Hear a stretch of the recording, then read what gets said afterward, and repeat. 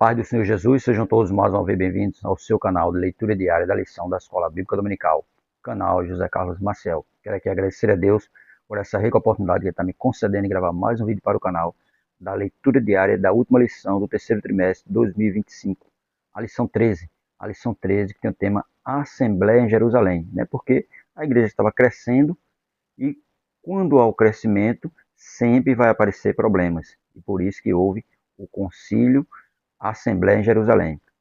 Terceiro trimestre de 2025, como você já sabe, tem o tema A Igreja em Jerusalém, doutrina, comunhão e fé, a base para o crescimento da igreja em meio às perseguições, né? Que a igreja está passando perseguições, mas ela estava sendo doutrinada, tinha comunhão, tinha fé e tinha orações. Agradecendo a Deus pela vida de todos vocês que estão inscritos aqui no canal José Carlos Marcelo, Deus ser muito obrigado, que Deus continue abençoando a vida de cada um de vocês. Agradecer por você que se inscreveu recentemente no canal, Deus ser muito obrigado. Curta os vídeos, comente e, se for possível, compartilhe nosso vídeo com mais uma pessoa. Quero também agradecer a você que ainda não é inscrito no canal, mas tem assistido nosso vídeo.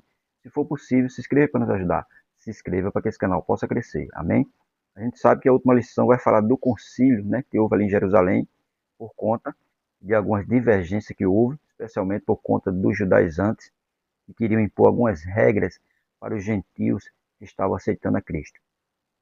E a nossa leitura diária da terça-feira, Tito, capítulo 1, verso 5, tem como tema a igreja como organização. É porque a igreja tem que ser, não estava organizada ainda, ela estava crescendo, mas precisava de uma organização e diga que algumas coisas fossem impostas para não tumultuar, como já estava quase acontecendo tumulto por conta de regras que outras pessoas que eram ligadas ao judaísmo e passaram a aceitar Cristo, queria que fosse imposta, né, àqueles que aceitavam a Cristo, continuando, né, sob a lei, mas a lei não é imposta àqueles que aceitam a Cristo, porque Cristo já cumpriu a lei. E Tito capítulo 1, verso 5, tem como tema, a partir do versículo 5, encargo de organizar a igreja de Creta e reprimir falsos doutores. É que foi isso que Paulo deixou titular. E Tito capítulo 1, verso 5 diz assim: por esta causa te deixei em Creta, para que pusesse em boa ordem as coisas que ainda restam, e de cidade em cidade estabelecesse presbíteros, como já te mandei. Veja aqui, o negócio lá, a coisa lá na igreja de Creta estava o quê? Estava meio bagunçada, né? Paulo disse, olha, tu vai para lá e põe tudo em ordem, né? E mandou também ele reprimir o quê? Os falsos doutores.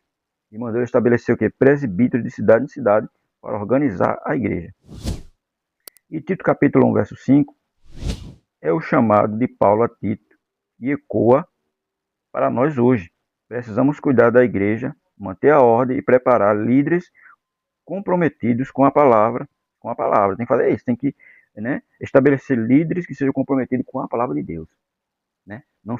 Não busque interesse próprio, mas busque, né, o bem da obra, o bem do corpo de Cristo. Uma igreja bem estruturada, com liderança fiel e ensino sólido, é um instrumento poderoso nas mãos de Deus para alcançar o mundo. É uma igreja bem estruturada, né? Com liderança fiel e ensino sólido da palavra, porque hoje nós não temos quase ensino da palavra. Só tem muito louvor e muito movimento, e palavra que é bom não tem. Mas quando temos, né, uma igreja estruturada, com liderança fiel e ensino sólido, ela é um instrumento na mão de Deus para alcançar outras pessoas. Que possamos assumir nossa parte na missão, trabalhando para que a casa de Deus esteja sempre em ordem e preparada para o crescimento. É porque a igreja dela tem que ter ordem, não pode ser uma coisa bagunçada, né? Tem que ter ordem.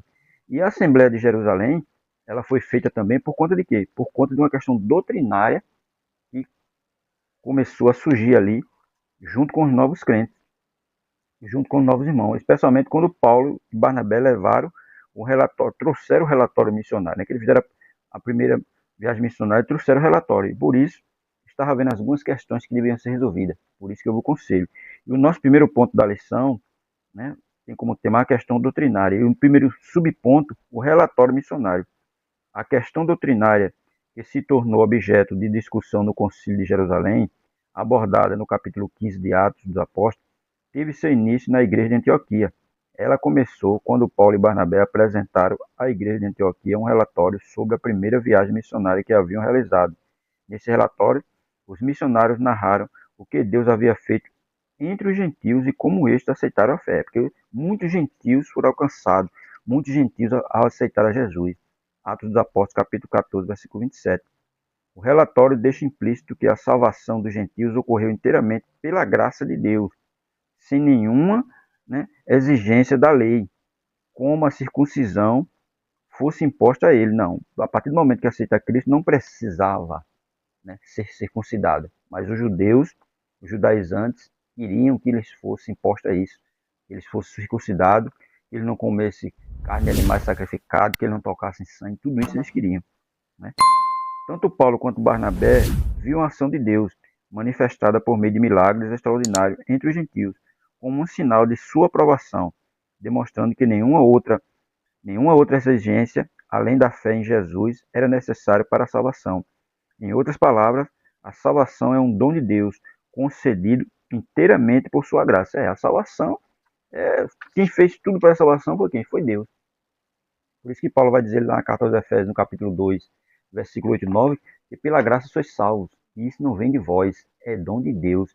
E não vem das obras para que ninguém se glorie. Então, tudo é Deus que faz. A salvação é por intermédio de quem? De Deus foi quem projetou a salvação através de quem? De Jesus Cristo. Então, não precisa mais fazer nada. Eles queriam que os irmãos que estavam aceitando a Cristo, os gentios, passassem pelos mesmos ritos dos judeus. Mas Paulo e Barnabé vão dizer que não faz necessário isso.